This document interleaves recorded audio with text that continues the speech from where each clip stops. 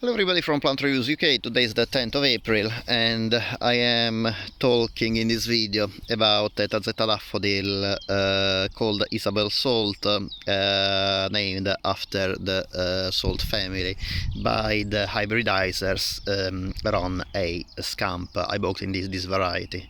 This is a tazetta variety in the group 8 of the daffodil classification, the division 8, and I bought it from Ron A. Scamp on his website. That actually is I would say probably the best for the range of daffodil varieties for sale.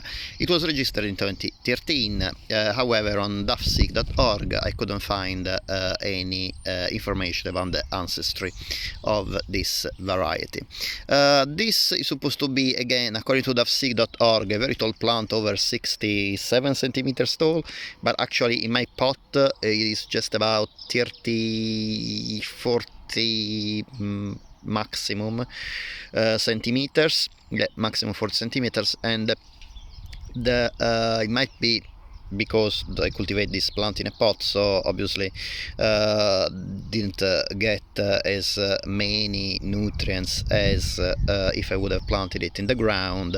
However, other tall daffodils in a pot and they still grew quite tall, so I'm not too sure if this is a problem. Actually, there's a problem in the description of the daffodil on Daffseek, or if I got the correct variety, but I believe so, because this is a variety I bought from Scamp's Daffodil, and I strongly doubt that he gave me a wrong variety. He is the hybridizer of this plant, of this daffodil. As for per group 8 classification, this is a tazetta daffodil. It produces between two, at least in my case, I have between 2 and 4 flowers per stem. The flowers in this variety do not really stand tall above the foliage. They are kind of intermingled in the foliage, so really is not they're not really they're not very noticeable, standing out as the daffodils that have their flowers well above the foliage. So this is a presentation that me personally I don't like particularly.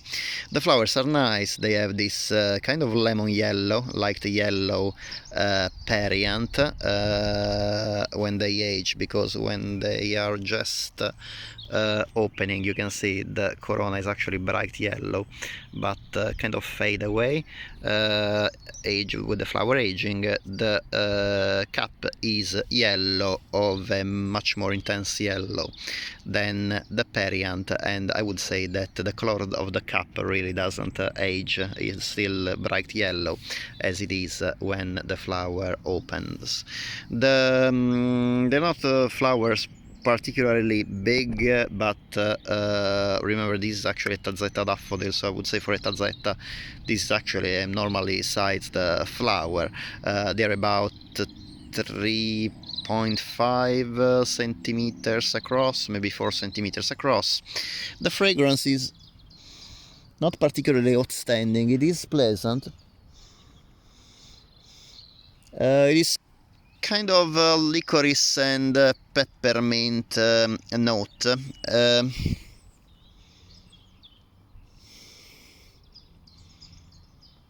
A little bit pungent, actually. This is not really my favorite fragrance, but some people actually like. It is very fresh, but to me it's a little bit pungent.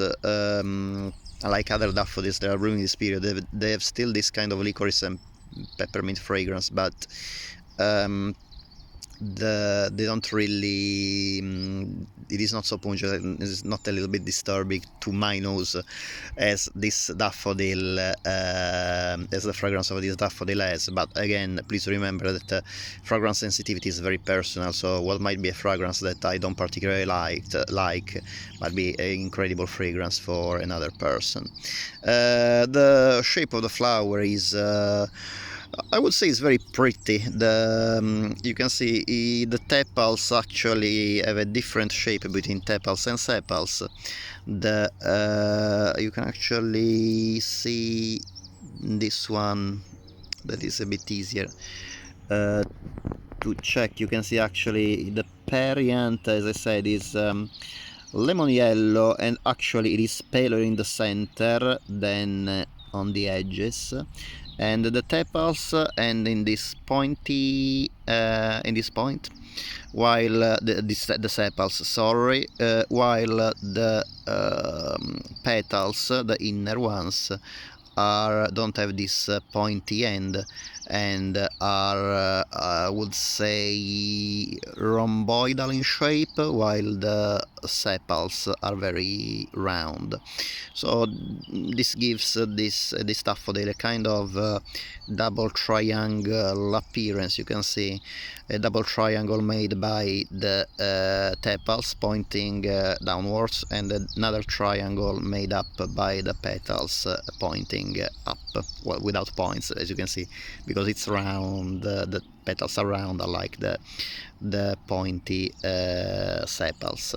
I would say this is a variety that is probably interesting for daffodil collectors. If you have particular interest in tazetta daffodils, I honestly don't in my personal opinion, again, everything I'm saying is about my personal opinion now. For my comments, personal comments about this variety, I don't particularly like this variety, but of course is still an interesting flower to have if you like the peculiarity of the shape of the flower, or maybe you don't like very strong fragrances. The fragrance indeed is very light.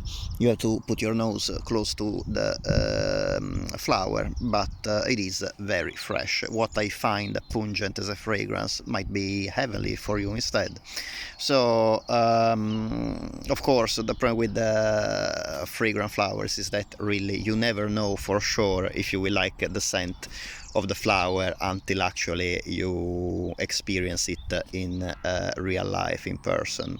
And this is the real reason why I am making this most of the videos about fragrant flowers. I love fragrant flowers on my channel because fragrance is very personal, and many times you see advertised plants that are advertised for fragrance but actually are not. Sometimes some other plants instead are not discussed about their fragrance and actually have a very nice fragrance. And for me, fragrance in flowers is very important, and for many other people is as well. So I thought in my channel to give a good overview about fragrance in the plants I have, in order to, of course, to make other people aware of my opinion, and try to be as objective as possible describing fragrances.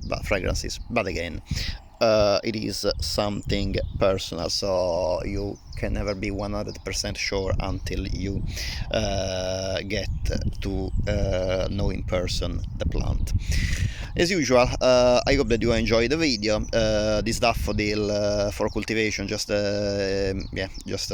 some information about cultivation of this daffodil. This is a tazetta daffodil. Tazetta daffodils in general easily cultivated in USDA zones in 8 and 9.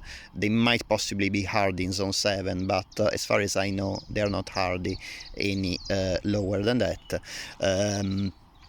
The bulbs need to be planted in autumn, and the leaves will sprout between late autumn and early spring, with this variety blooming in spring indeed, Isobel Salt. And the plant will continue to be in the green until late spring usually, and will go dormant in summer. The cycle starts again in autumn and during summer. Don't need to be watered. They need to be planted in well-drained soil, about 10 centimeters deep, and ideally in full sun, but they can handle partial shade. I hope that you enjoyed the video. As usual, thank you very much for watching. If you like this video, it would be great if you can please give it a thumbs up, even if personally I don't like particularly this variety. Some of you might find it very nice. And if you like this video and the other videos on my channel, it would be great if you can please subscribe. It is completely free for you, but in this way you promote my channel on the platform, and you allow me to make more videos, because YouTube obviously in turn supports me to make even more videos. As usual, thank you very much for watching. If you have any questions, please write in the comment down below, and I will be very happy to answer them as soon as possible. Again, thank you very much for watching, and hope to see you next time. Bye.